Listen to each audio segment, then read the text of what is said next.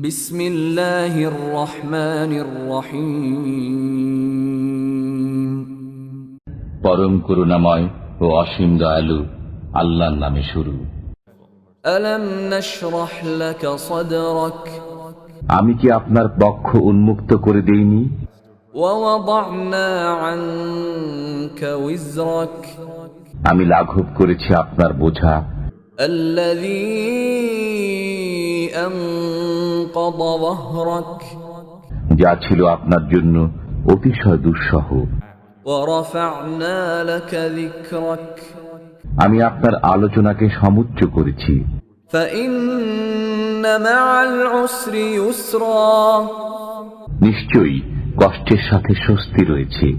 ইন্না মা'আল উসরি ইউসরা, নিশ্চয়ই কষ্টের সাথে স্বস্তি রয়েছে।